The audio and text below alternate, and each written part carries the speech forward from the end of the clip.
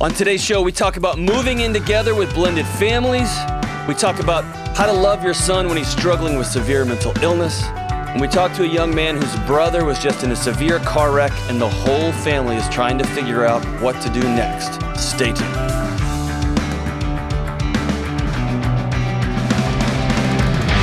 Hey, what is up? This is John with the Dr. John Delony Show. We're so glad you're here. It's a show for you, about your mental health, your relationships, whatever's going on in your life.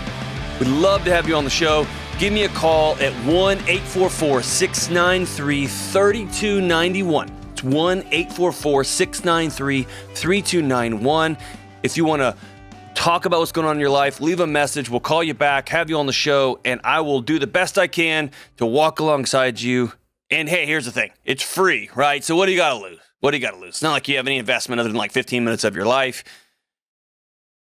I don't know. There's a lot of cool things you can do in 15 minutes that would not warrant a phone call, but hey, why not? Or if you're not the phone call type, go to johndelony.com/ask. Love to have you along for the ride. James is still out, so I'm so excited to have Ben on the internet in there. It's good to see you. Glad to be here. Nikki B running the cameras today.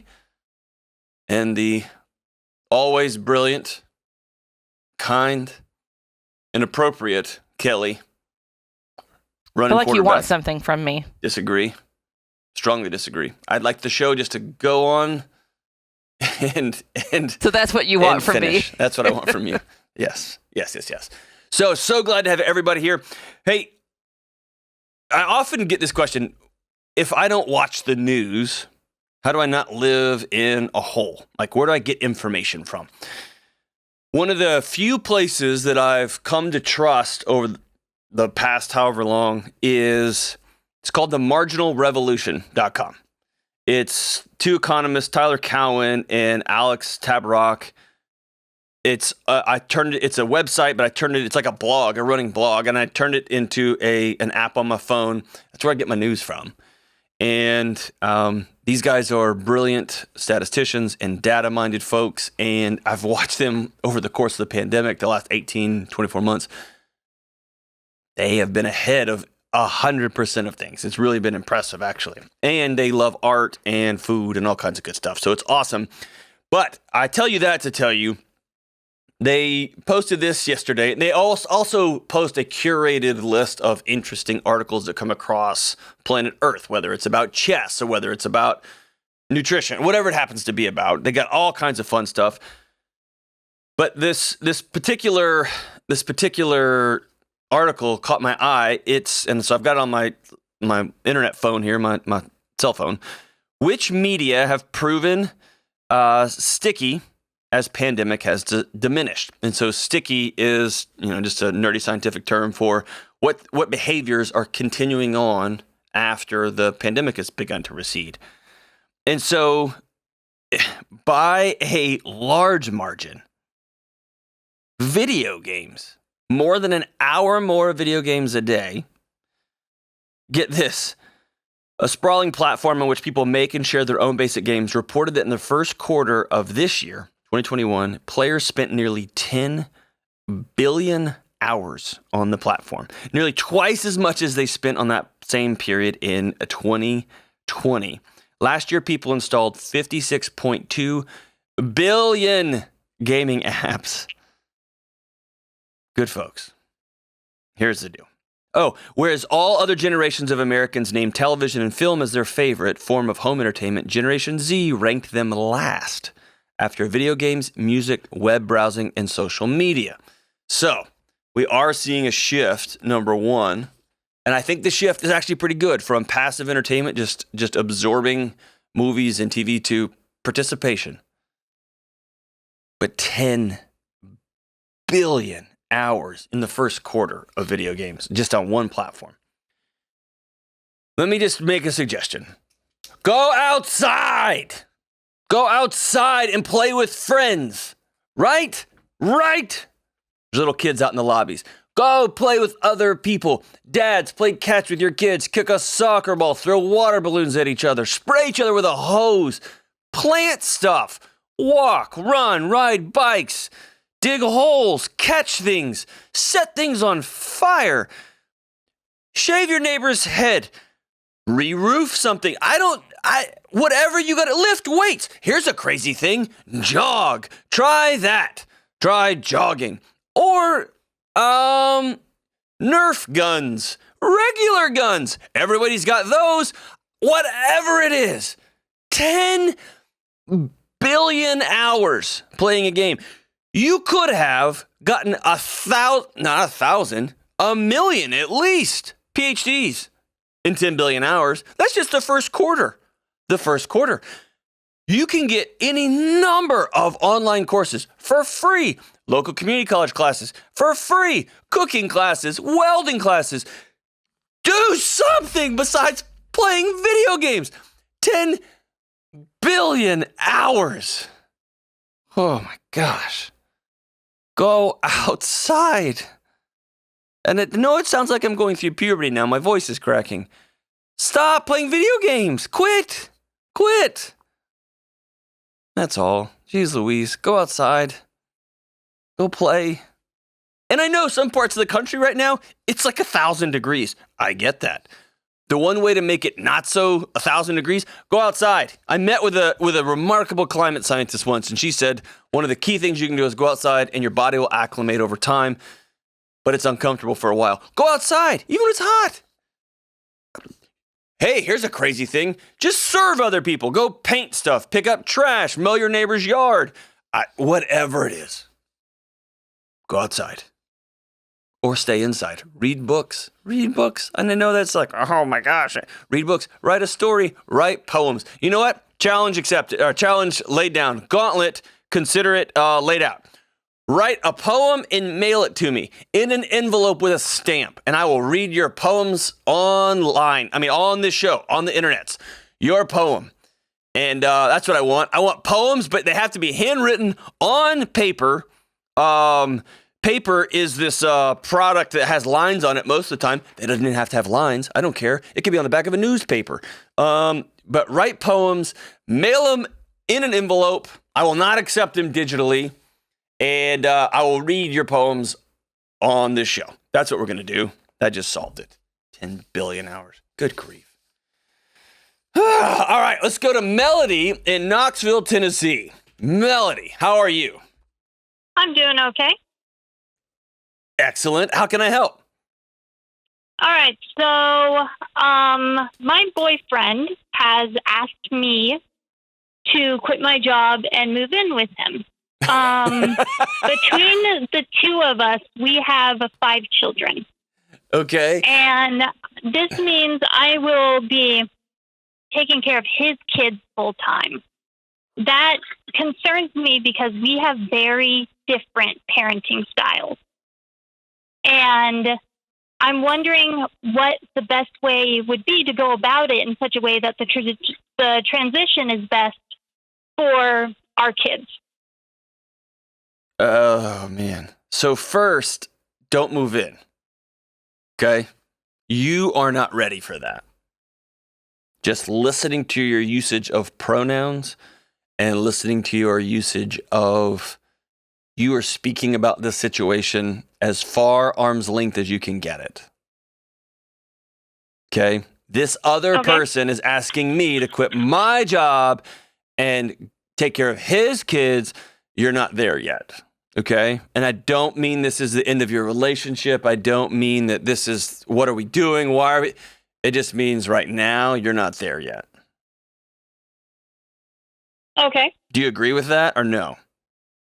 I wouldn't say I agree with that. I've been a stay-at-home mom for quite a while. I'm very comfortable as a stay-at-home mom, and he knows I want to be one again. Okay. So and what is your hang-up? I kind of hated my job. Okay, but you've got a hang-up. What is it?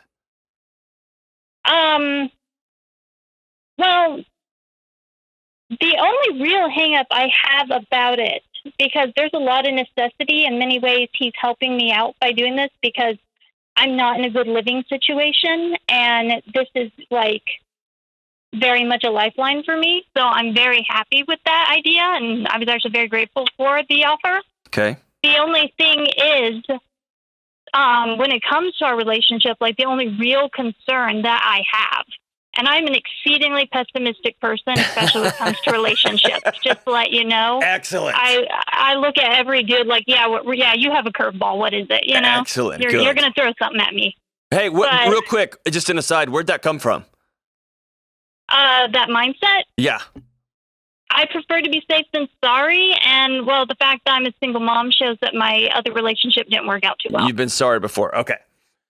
All right. So this is a good thing. So what I would tell you is, I'm not always right. Uh-huh. But I need you to hear your language back to you. Okay? Okay. Somebody you're going to marry isn't quote unquote helping you out. Someone you're going to spend the rest of your life with, invest in their kids, co-raise their kids while they co-raise your kids. That's not a help each other. That's not doing you a solid. That's not you helping out him with babysitting and him helping out you, getting you out of a job, and you got a crummy living situation. You are setting yourself up to be roommates, really good roommates that hook each other up. Hey, bro, you take care of my pets, and I'll give you a cut on rent. Sweet, good deal. That's not saying, hey, we are going to integrate our lives together, and we're going to create a new family out of what was previously 2 families or 3 families or whatever it was. And there's a whole different ethos of going into this. And so it may be that you're trying to have both, where you're trying to be safe and protect yourself and get into this family and take this thing for a spin. Whatever it happens to be, I'm telling you, you're setting yourself up for it not to work because you're not going all in. You're going as a business arrangement or as a roommate partnership and not as a potential wife, potential combined blended family. Does that make sense? Yeah, and I guess I can see very much how you would see it that way. Yep. I think that's probably how I would have saw it if I was me 2 years ago. Okay. So I understand where you're coming from 100%. Okay. But that is not how he comes across to me.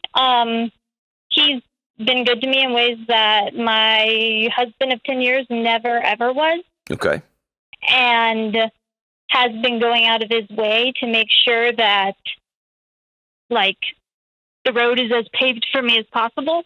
And, you know, cool. he's been giving me the language that expresses commitment, saying, you know, I want to get married. I want to have a child with you when we're ready. I want to do, you know, he's not being that boyfriend who kind of keeps you at arm's length, but says, but you could do stuff for me. Okay. Are you keeping him at arm's length? No, I don't think so. Okay. So whenever this show airs, I want you to go back and listen to just your first statement. Okay? Uh-huh.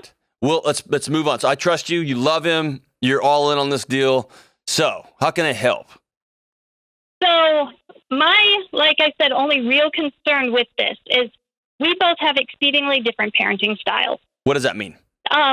He is the father of only daughters. I'm the mother of only sons. Okay. And I am exceedingly strict. I have my expectations for my boys. My boys know that they have to behave this way. They have to do these things. Everything that you were describing earlier about going outside, that is me, 100%. Good for you. Video games are for weekend nights only. Okay. But his daughters will wake up in the morning, grab a soda, and sit down and start playing video games, and he's totally cool with that. And also, you know, he just, I think, you know, because they have not really had access to their mother, and he feels a lot of guilt for that. He's been, like, really lavishing on them. He'll buy them things for no apparent reason. He doesn't expect much of them. Like, you know, my kids are younger than his, but they wake up and they know they have a chore list. They know that they have to finish all their food. They know they have to wash their plate. They know that I expect them to read books and, you know, just all this stuff. Whereas his girls, in comparison to my children, are feral. I mean, and so I kind of wonder, okay, well, if I'm going to be with the girls full time and with my boys. Am I supposed to try to have them disciplined to the point of that my boys are, work them there? Or am I supposed to just step back and say, these are his girls, they're going to be raised that way? But if they are raised differently, come to have resentment when they see that these girls are spoiled and have no expectations and they're free to just do whatever they want, and my sons are being told, no, you have to do this, you have to have this, you can't have that. Yes. And if I treat these girls differently, even if they see it as positive, like, oh, she doesn't put these expectations on us, won't that in their mind make them go, then she doesn't see us as her children. She doesn't see herself as our mother. Otherwise, she'd be treating us the way she treats her kids. So here's the thing, I Melody. want to transition this well. Yes. Please. You're going to do whatever you're going to do. Uh-huh. But for the sake of those kids, all 5 of them, don't move in yet. Okay. Okay? Your relationship is not in a place. Like, again, I want you to go back and listen to this. The judgment you have over this man that you love, and I do believe that you love him, but you don't like how he parents. You don't think he does it the right way, and you don't think, and he probably thinks you're strict. You don't like the way that he has chosen to deal with the fact that, their mother isn't. There's a lot here, and yes, you have nailed it.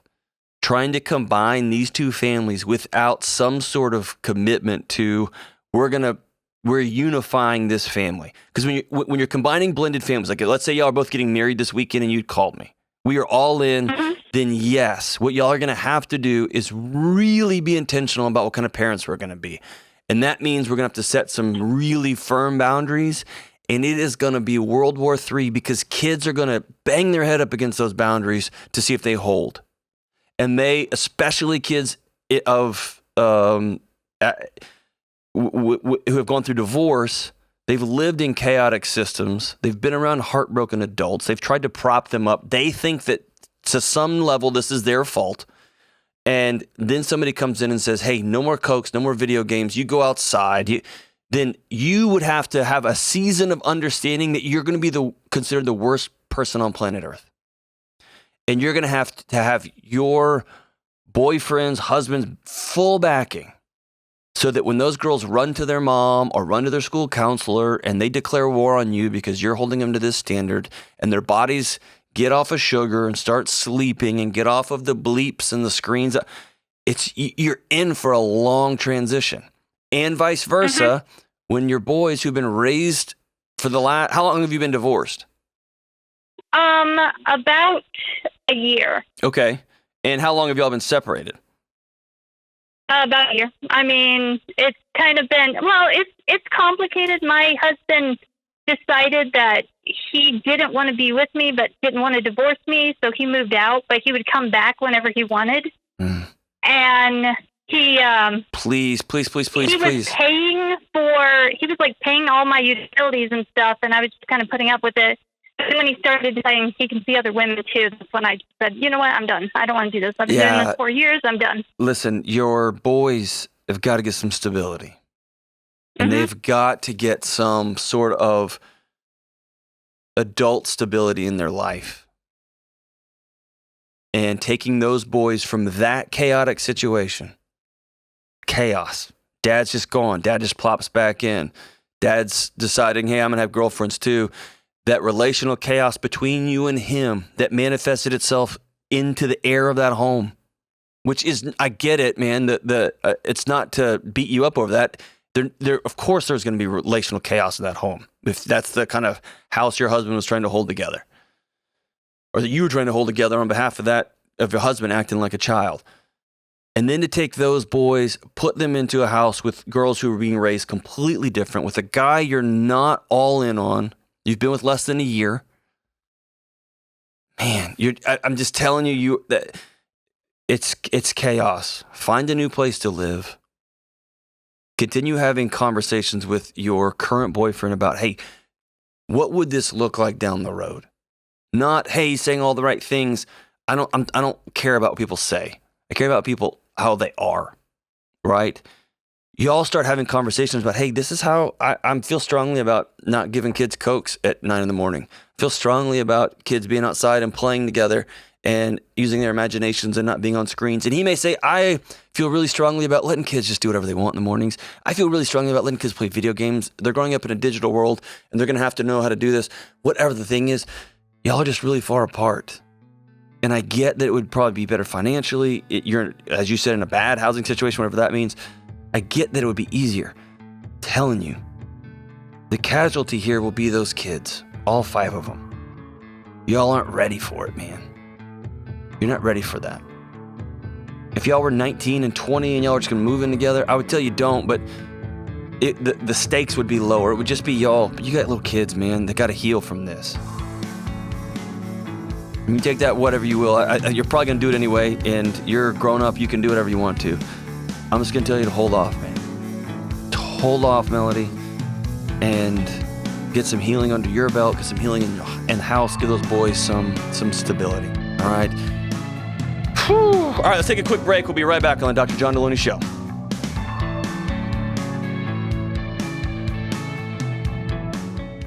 One of the most common questions folks ask me is what they should do when anxiety or panic strikes like a lightning bolt. I've been helping folks one-on-one for years, but I wanted to create something that everyone could use anywhere at any time. So I created a free guided meditation. It's not really a meditation, but really me just walking with you through your anxiety alarms from start to finish. I'll guide you through a breathing exercise and show you how to lean in, listen, and head towards healing. It is free and it's for everyone. You can download this guided meditation today for free at johndelony.com. All right, we are back. Let's go to John in Las Cruces, New Mexico. What's up, man? Hi, John. How are you? Outstanding. How are you? I'm good, thanks. The reason I'm calling is, long story short, I'm pretty sure my son is bipolar and schizophrenic. He's an adult. And I can't do anything for him, because I can't ground him. I can't force him to go to counseling or anything like that. But I sure wish I knew what to do, Oof. Tell me, how'd you come to this realization? Well, he's been quite the consumer of cannabis for over a decade now, and then past weekend, or not this past weekend, before last, he was at his mom's. He lives with his mom. He's 26. Was in the backyard, basically attacking a shrub with a pair of loppers, and preparing the backyard for an in-ground pool and a basketball hoop. And his stepdad went out to try and get the loppers. Things got physical. My son got arrested and put in jail, went before the judge, and the judge could see he was struggling. And he's been in a psychiatric ward hospital for a week now. Okay. And then based on a conversation my mom, who has a master's degree in art therapy, had with his mom, she said, now this is just her opinion. She made it very clear she's not, the expert, but she thinks that's what's going on. Okay. As an example, my son told me one time that his mom and her husband were sharpening their teeth with forks at the dinner table. Mm-hmm. So it's some pretty out of control stuff is, I guess, the most polite way to put it. Sure. First and foremost, man, when you love somebody and they're struggling with mental illness, when they're institutionalized, I know that blows up your whole world. And I hate that for you, man. I've sat with too many parents in psych wards, and it's one of the more heartbreaking moments I've spent in my career. So I hate that for you guys. Yeah, I know it's been a tough couple of weeks. When you and him are just hanging out, is he lucid with you? Can y'all go fishing? Can y'all go work on a farm out there? Can y'all go do stuff together? Well, it's been a long time since we've hung out. How come? I'm in the transportation business. Okay. I drive cross country. Yep. And, he's up in a different city with his mom. And there have been times when I've gone through his town and I'm like, hey, I'm coming through. And, for over a year now, he hasn't had a car because it got hit by lightning and COVID and all that stuff. And then there were times where he would just kind of blow me off, or couldn't make it happen.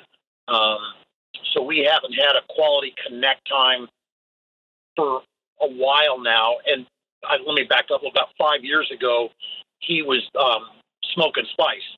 Mm-hmm. And I threw a red flag at that. And right away I got hit with, oh, no, I've done my research. And, I'm driving. I'm on the phone. I said, okay. Like I said a minute ago, what am I going to do? Ground him? Yeah. And about a week or two, whatever later, he wound up in a psych ward because he cooked his brain. Yeah. They held him there for 3 days. They let him go. As I understand it, he was supposed to go to counseling. He didn't, or he went once, then blew it off. Okay. So, Are you still in contact with his mom? Yes, sir. Well, she only calls me if there's an emergency. Okay. Yeah. So this is an emergency. So here's a couple of things. First, I don't. Anytime somebody says they got diagnosed bipolar and schizophrenic, I don't think so. Goes up. My flag goes up there. I don't put a lot of stock into that dual diagnosis. And so usually it's somehow how you just mentioned it. It's some sort of armchair, somebody that has Googled it or has enough, something like this, or a small town. I just don't hear a lot of people in the literature. I don't hear a lot of full-time professional diagnosticians giving that comorbid diagnosis. Okay, that dual diagnosis. Okay. So what I would do is wait till if I'm you, I'd get in a car and go meet with the doctors myself, and I would call my ex-wife or his mom or whatever relationship you have to her, and y'all got to come up with some sort of plan. You're right. Smoking weed usually is a. Did y'all have a pretty tumultuous childhood there? I don't think that he did. I mean, his mom and I split when he was 4 or 5. Okay, so yes, he did have a tumultuous childhood. He did. But you may not feel that he did, but he did. Okay. So whatever it looks like as he ages out and gets older, smoking weed is doesn't make me lose my hair. I will throw every red flag I've got on smoking spice for that very reason. I've seen students lose everything over that deal. It just like you perfect words. It cooks their brain, right? And so I've been there. I've seen that. I would have a circle the wagons game plan, and ultimately, what you're going to need to do is get true diagnosis from a true psychiatrist, and sit down with somebody and say, "What are we dealing with here?" And then come up with some sort of plan between you and his mom and him. And then you're right. He doesn't get to, he can choose not to participate. He's 26 years old. And what he's going to end up is either on the street or he's going to end up in some sort of group home on government assistance. Or if it's schizophrenia, he can take medication and do counseling. And he can have a productive, great life, right? But it's finding that right group who's going to connect with him, or that right professional who's going to dial in the meds and get the care that he needs. Usually that takes everybody in his circle talking the same language. And that means you and his stepdad and her getting on the same page. Right. And the problem I'm running into and his mom is, well, he signed paperwork that they can give her limited information, just generalizations about what's going on. Right. In terms of what the doctors are seeing, that whole thing. Right. He's still in denial about what happened and why he's there. Sure. Like, he called me the other day and apologized for his silly mistake, i.e. that he grabbed a hold of the ex of the stepdad. Sure.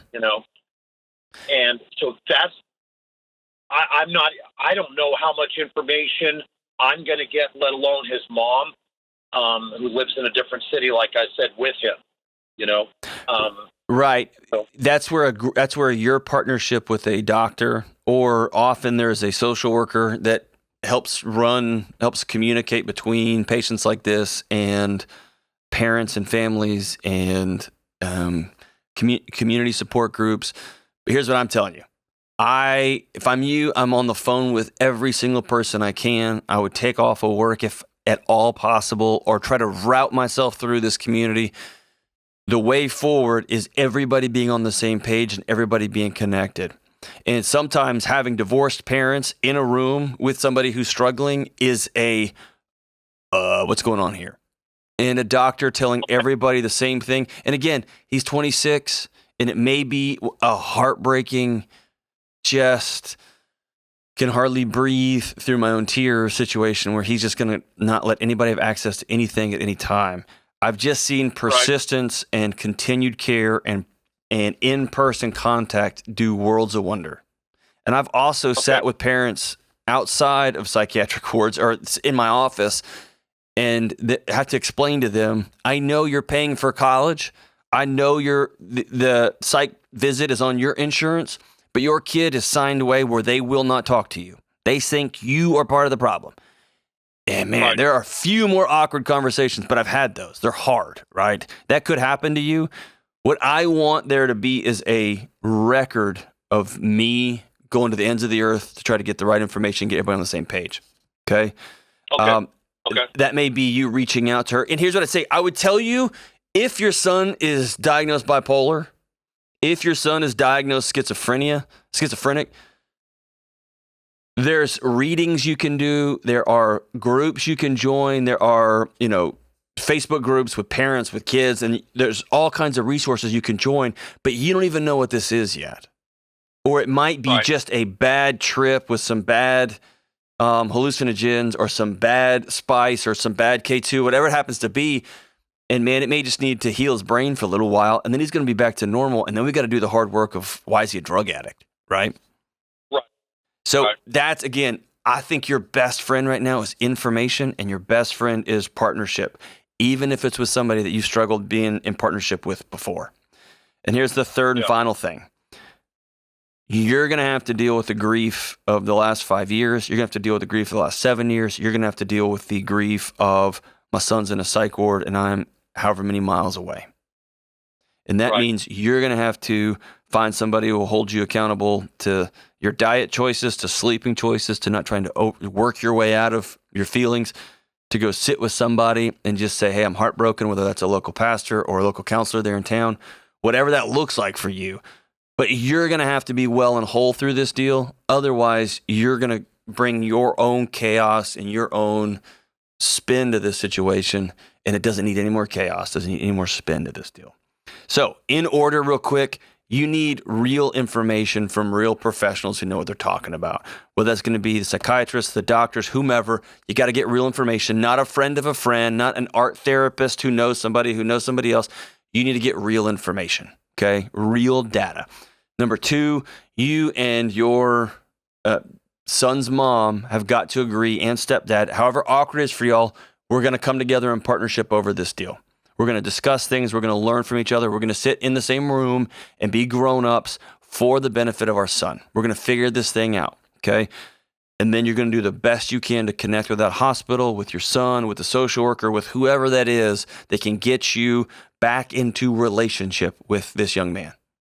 Because through relationship, he can be, I don't say convinced, but through relationship, he might decide, okay, I'll start taking some medication. Through a relationship, he might think, okay, I don't trust them, but I trust you. And I don't trust you, but I kind of trust her. Through a relationship, that's your only shot at him getting some sort of healing, him getting some sort of wellness plan that he can follow and continue on the rest of his days. Okay? And then, man, just dad to dad, you gotta be present, man. You gotta call him, even if he won't talk to you. You gotta write him letters, even if he doesn't write you back. Every time you can, route through that town. And if he says, yeah, I'll meet you, and he doesn't show up, that's on him, not you. And it will be heartbreaking. It'll be hard. Man, John, that's your son. Keep showing up and keep showing up and keep showing up. Okay? I know it's hard. I know it's heartbreaking every time. Keep showing up. Man, thanks for that call. All right, let's take one more. Let's go to Adam in Phoenix. Hey, Adam, what's up, brother? Hey, Dr. Delony, how are you? I'm good, brother. What's going on, man? So the reason I'm calling today is my 30-year-old brother was recently in a car accident. And due to the car accident, he is now paralyzed from the waist down. Ugh, man. Sorry, man. I'm so sorry. So sorry. It's heartbreaking, man. Yeah.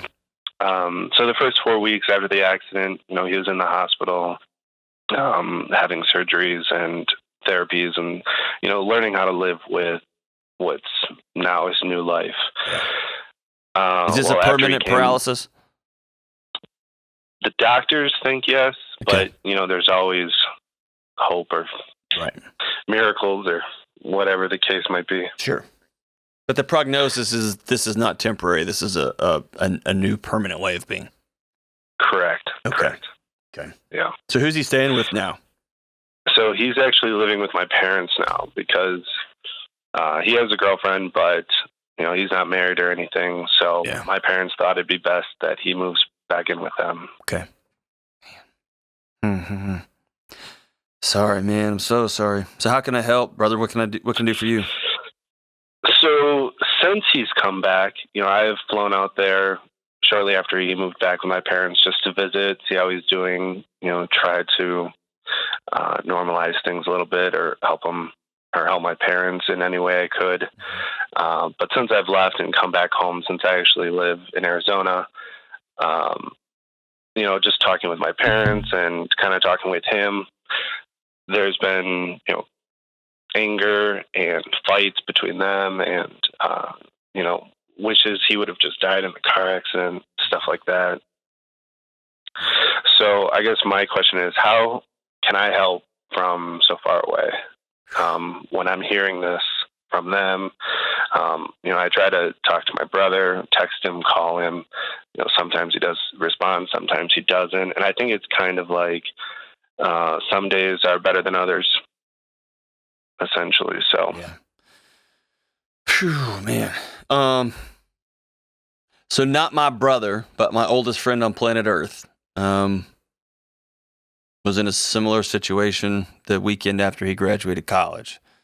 One of his friends ran a stop sign, and he's been wheelchair bound ever since, and with some traumatic brain injury. And so I remember the arc of this. I think he was 19 or 20. He's probably 21. It changed everything. Right? A couple of things that I learned from that situation, just personally, is, man, really what you're talking about. I took everything personally, especially the first year or two. Man, I remember visiting my buddy in the rehab hospital. I mean, he didn't know what day it was, didn't know what time it was, yet I took every glance, every dismissal, every angry statement that he would mumble out. I took all that stuff personally, man, and I didn't realize the extent of the trauma inside his body, right? I did not understand the extent of grief his mom and dad were going through. His little brother is still one of my best friends in the world. I didn't understand the grief his brother was going through, right? I didn't understand the grief I was going through. So the first thing I would tell you is be real gracious with everybody. There is not a right way to go through with this. Feeling suicidal after you lost what feels like everything is not out of bounds. I don't say it's normal, but it's not crazy. Okay. Not knowing what to do, not wanting to talk to people, being embarrassed, being ashamed. Is he able to go to the bathroom on his own, or does someone have to help him with that? He is able to go to the bathroom on his own, but okay. My parents help, clean up and after the fact. Yeah. So all of that is a level of discomfort and embarrassment and shame, all that stuff. And then your parents, they had a life, right? And I know the cool thing is to say like, oh, I'd do anything. Man, I had a life, and I got a 30-year-old living with me. 30-year-old who takes a lot of work, and then they're going to get cast into who's going to take care of him after we're gone, and do we have enough money, and we have to remodel the house. There's all these practical things that, just come out as anger. Anger is a normal part of the grieving process. It's wired into us. It's okay. So the best thing you can do for them is, and for everybody, is one, be really graceful. right? Be really gracious. Number 2, keep reaching out, man. Keep reaching out. Write letters, send funny things. Keep reaching out. If they call you and they're angry and frustrated, if you can, in any shape, form, or fashion, put them on FaceTime so you can see them. They can talk to you. And just let them talk, man. Just let them talk. It's part of the grieving process. They are heartbroken. Their whole worlds have been turned upside down. All y'all's have, right? Man, and here's where you will get eventually, if not sooner rather than later. I'll never forget sitting in an IHOP. It's me, my best friends, Chris and Caleb, who was Ryan's little brother. And we had a talk. Like, we made fun of each other a lot. Uncomfortably so. People would ask, like, are y'all friends? That's just how we talk to each other. We've known each other since we were 0, right? We talked and we had like, man, we're not going to treat him any different, right? If I have to go, help him in the bathroom, it's going to be uncomfortable for both of us. And so we're going to laugh our way through this. Or if I'm going to, we're going to have to get the chair out when we're going to eat, get the wheelchair out when we're going to eat or going to concerts. But man, we're going to do some fun. We're going to make some fun of each other a lot. And he does it back really uncomfortable for me, man. And he makes me embarrassed and I don't get embarrassed for it. So all I have to say is this. At some point, you're going to have to reintroduce humor, brotherly love, poking at each other, bring that back in due time. And that will help norm the psychological and spiritual connections that y'all have, right? He's obviously going to have a different life because of mobility challenges. One of the hardest things about mobility challenges is everybody treats you differently, like you're somehow gentle and broken. And there's something just compassionate about saying, nice face, nice shirt. That's how your haircut, that's what you're going to do, right? And you suddenly realize, oh, you're just one of the guys. Does that make sense? And so it's not handling him with kid gloves. That may not be the season right now, a few weeks out, right? There's still a lot of healing going on. But over time, you want to be the brother you were beforehand, right? The one that loves him and that pokes at him and that clowns him about Christmas and all those fun things that brothers do and those mean things brothers do. That's going to be a key part of him, his healing and his growth. Does that make sense? Yep. Yeah, definitely. And then here's a big one, man. And I did not do this for years. I didn't even know to do it. But you're going to be grieving from this too. Suddenly things got really mortal, right? How old are you? 32. 32. Are you married, kids, anything? Yep. Married, one daughter. Okay. Everything in your psychology just changed. It could always be worse. That kind of nonsense, the trivial stuff that moms, sew onto pillows, that's real in your world now. You know what that looks like.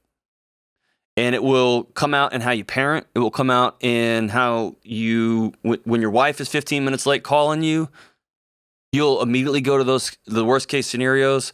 It'll change the way you drive. It'll change the way you interact with people. It will change you. And so I want to make sure you take care of your grief. Make sure you're whole, man. And if that means go see somebody, go see somebody. If that means you got to get with a local group in your hometown, get with a local group in your hometown. If that means being honest and letting your wife know, hey, I'm still struggling with this big time, let her grieve because she's going to be grieving too. Your wife, your daughter, and her uncle, right? Everybody's going to be grieving in this thing. If you skip the grief part and try to start solving things, man, you're just going to shove it down. And I'm telling you, I did that. And I didn't deal with it for years. And I didn't know where all of my angst and drama and relational issues were coming from. And a lot of it stemmed back to, oh my gosh, man, my oldest friend in the world, somebody I loved dearly, just like a brother. Whew. One weird turn and it all changed, right? So don't dishonor yourself. Make sure you're taking care of yourself too. Thank you so much for that call, man. Thank you so much for that call. If you're in a season where you can sit down and read, again, I've recommended this book a million times, Finding Meaning by David Kessler. It's about grief. It's often about death, but this is grief, man. You can't compare it. It's a great book to sit down and read. When your parents are ready to start reading, it's a great book to read as a family. Y'all can talk about it. You can think about it, but it'll give you some practical tools. But more importantly, it will let you know you're not crazy. There is no right way to grieve. There is some wrong ways, but there's no right way to do it.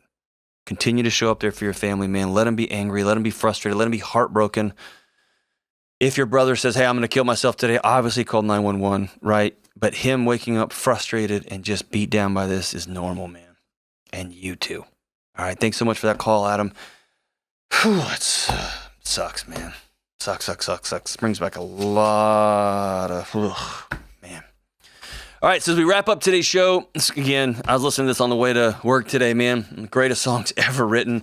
And I think these guys are the most common, the band I refer to the most on this show, man.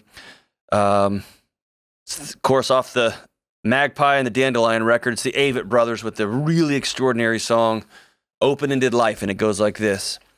Pack a change of clothes and a pillow for the road for when we drift off to sleep, and put the sketches and the notes in a box labeled Burn with Furniture. We will watch the fire burn and the whole entire house will burn down to ashes. From the mirror, we'll admire how the flame quickly retires. We won't waste no long goodbyes on the smoke or foolish lies that finally passed us. Let's find something new to talk about because I'm tired of talking about myself. I spent my whole life talking to convince everyone that I was something else, and the part that kind of hurts is I think it finally worked, and now I'm leaving. And I get the feeling things have changed, but the mystery to me is where and when along the way did anyone decide that they believed me? I was taught to keep an open-ended life. Those guys can write. This is the Dr. John Delony Show.